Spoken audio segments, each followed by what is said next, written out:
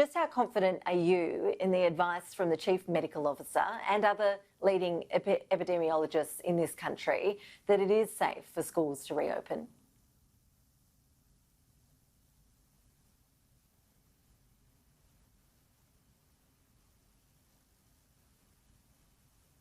Levels that are going through the roof at the moment, right across Australia, as parents are trying to take stock of the pandemic, as teachers and principals are trying to take stock of the pandemic, its impact on themselves as parents, grandparents, brothers, sisters, but also its impact on education. It's been a most unhelpful statement at a time which has perplexed us. In Australia, school vacation periods differ dramatically across the nation. As you said in your introduction, Victoria has recommenced schooling this week, today in fact for children. Queensland recommences next week, whereas here in New South Wales, we're only in the second day of the school vacation period. And what we need right now is some space and time for our teachers and principals who did extraordinary work in the 3 to 4 weeks leading up to the school vacation period to take a well-earned rest. The situation is quite perplexing, I must say.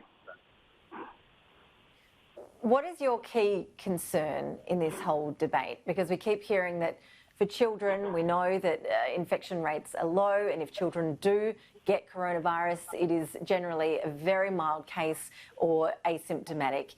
Is the main concern here the health and safety of teachers? Is that why our children aren't going to school at the moment? The main concern is the health and safety of everyone. The health and safety of students, the health and safety of our teachers and principals, the health and safety of our community at large. That's what the main concern is.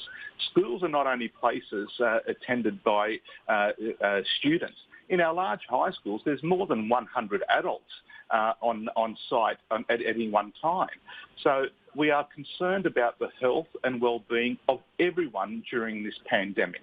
What we've said is that when the restrictions in terms of movement, in terms of gathering, that are in place in New South Wales at least, restrictions that go to questions of social distancing, restrictions that go to questions of travelling to work or not, when those restrictions are lifted, at that point in time, we will continue our constructive engagement with the New South Wales Premier, her Minister and the government at large, to transition in an orderly way back to something resembling normal in our schools. It's got to be a staged transition, a staged return in order for us to manage the return of kids in these very difficult times. What is your view on schools being open for supervised learning? We know that most schools are open to essentially have a teacher there or another staff member supervising online learning going ahead. But Scott Morrison made the point in an interview on radio just last hour that he said that's not really education. He said that's basically childminding. Do you agree that schools do need to be open, though, for disadvantaged children and for children of anybody who has a job that needs their children to be looked after so that they can continue with their employment? Well, just on that, no one cares more about the educational well-being of students other than their parents, than teachers. No one cares more about it. If you ask any teacher or principal in New South Wales or anywhere about where they'd prefer to be during school term time, they'll say to you, in front of their classrooms. Teachers and principals want to return back to normal as soon as possible. These have been very difficult times for all involved, With respect to students, teachers and principals have been turning themselves inside out, trying to prepare lessons to ensure some level of educational continuity during this pandemic, uploading lessons online onto various platforms, directly engaging with students through various technologies, but also photocopying material and stuffing envelopes to dispatch that material to kids, remembering that many kids don't have access to the kind of digital technologies that people assume are available in every single household. These are very difficult times.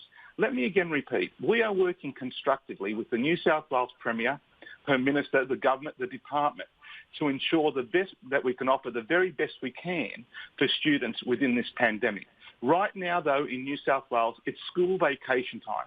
And the most important thing is for our teachers and principals who have turned themselves inside out to have a well-earned rest. When school term resumes, we will be again engaging with the government to ensure that we're offering the very best we can in these very difficult and challenging times.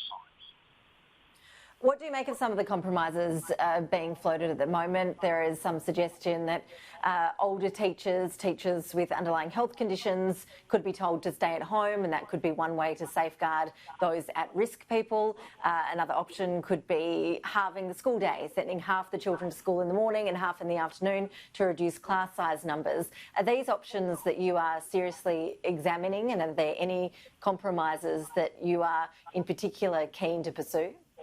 Well, again, this suggests to me that whoever's floating these things is well behind the curve. In fact, vulnerable teachers, those who've got underlying health issues, chronic health condition, immunocompromised, those who are pregnant, for example, they were directed to work from home some weeks ago. This is already in place. Similarly, children who are vulnerable in terms of health conditions have also been encouraged and directed to stay at home. What we've done beyond that is put in place programs to ensure some degree of educational continuity. The New South Wales Premier was very clear when she said that schools remained open. However, she encouraged and recommended that parents keep their kids home. And she obviously did so based on very good advice. During that last period before the school vacations, our schools continue to operate with a core staff to continue to offer supervision for children who were sent to school, for those workers, those essential services workers who couldn't keep their children at home. There was staff available at school looking after them, but the overwhelming majority of staff were dedicated to transforming their education to online experiences, and also through hard copy of materials, photocopying, in order to maintain some degree of educational continuity for kids. These are not easy times. These are not easy times, and I put it to you and your viewers, teachers and principals have done a remarkable job going well in excess of the call of duty, over and above the call of duty to look after kids. We recognise we have a professional responsibility and a moral responsibility within this pandemic. And can I say to you, teachers and principals are fulfilling that.